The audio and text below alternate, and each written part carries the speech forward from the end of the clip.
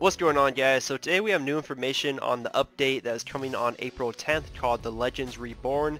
This is basically a very small patch, but it's going to be containing some new event dungeons, new jackpot, and then also some skill balance changes and a few other things. So let's kind of cover them and talk about it. So the first thing to talk about is the 3 new event dungeons. The first one is called the Ring of Reckoning. This is going to be in Mushin's Tower. It's going to be a solo event dungeon. And basically what's going to happen is you're going to have to fight the Plague Turtle boss, which is the same boss in Midnight Sky Petal Plains. He's going to have different stages, and you're just going to have to fight him one-on-one. So just like Midnight Sky Petal Plains, he'll probably have stages 1 through 6, and every time you complete him, he'll get more difficult, but probably also drop better rewards. Of course, we don't really know what the loot table is right now, but I can safely assume he probably drops a chest every stage that you complete him. And then, you know, there's probably stuff like crystals, like Moonstone crystals, Elysium crystals. And then for the higher tier stages, he probably has a chance to drop the more big ticket items like Sacred Vials and Premium Transformation Stones. The last 2 event dungeons are basically just the same ones, but different difficulties. So one is called Desolate Mausoleum, the other one is called Burning Mausoleum. The Desolate Mausoleum is basically going to be facing off against the Lord of the Infernal. So if you've ever done Desolate Tomb or Tomb of the Exile, you're going to be very familiar with this boss. The Burning version is going to be more difficult, so you can kind of categorize it as this one, Desolate, going to be the normal mode, and Burning is going to be the hard mode of this event dungeon. Obviously the hard mode is going to be more difficult, harder mechanics, and probably way better rewards. I'm going to leave a link in the description to the Korean video of someone completing this event dungeon, the Burning version, which is the more difficult one, so you can kind of check it out, see how some of the mechanics work and also how hard the boss is. So make sure you check out that link.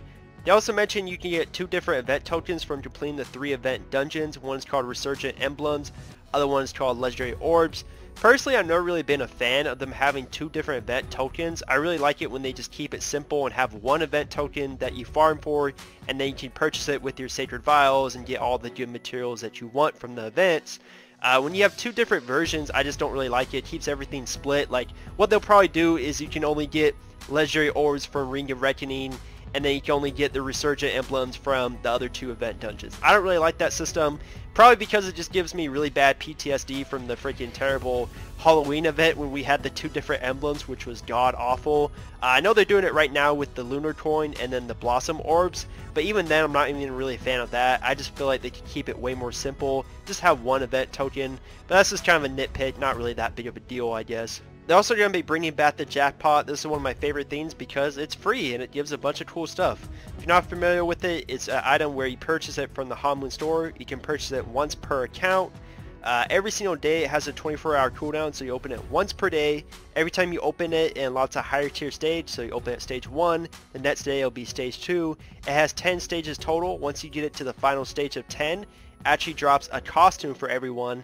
And then it has an RNG chance to drop Sacred Vials, Premium Transformation Stones, all that good stuff. So every stage is better rewards for people. If you're lucky, you might get some big ticket items. If not, at least you're always going to be guaranteed a free costume. So I love the Jackpot a lot. Gives everyone free stuff.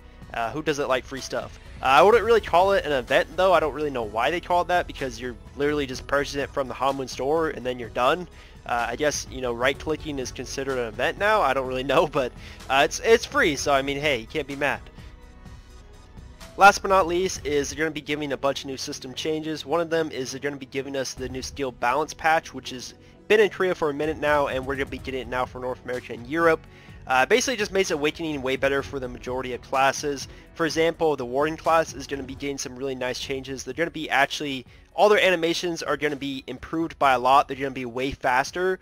One of the biggest complaints I've always seen of people with Wardens is they feel like their movement and abilities are very slow and sluggish compared to the other classes. I wouldn't really call them slow, but when you compare it to, you know, something like the Blade Dancer, or a class that really fast paced, I can see what they mean by that. So they're going to be improving the animation speed of that class.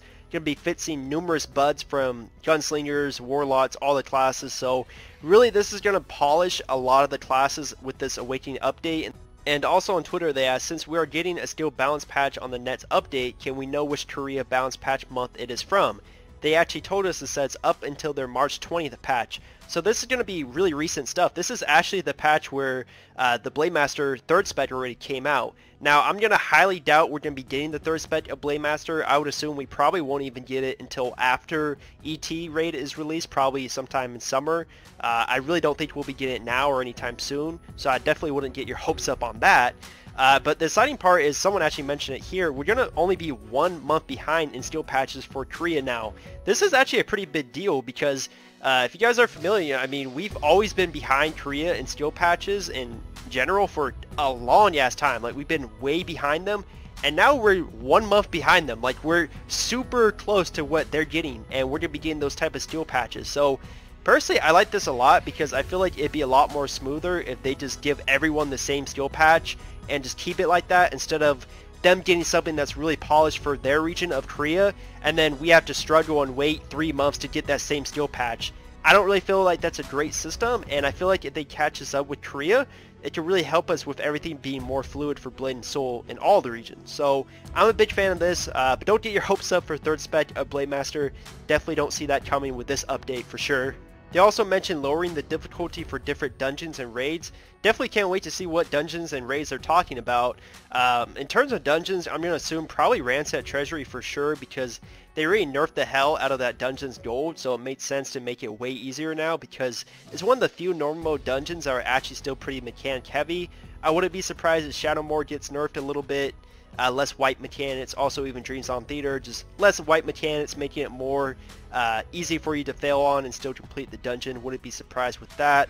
For raids, they're probably going to be toning down Vortex Temple a little bit, probably the High Queen, making her a little bit easier. I honestly probably wouldn't be surprised if they nerf Twilight Temple a little bit more, just because they're going to be releasing the new ET raid sometime summer this year, which means it made sense for them to kind of tone down or nerf the previous raid so that everyone can try to get caught up before they release a whole new tier of raiding.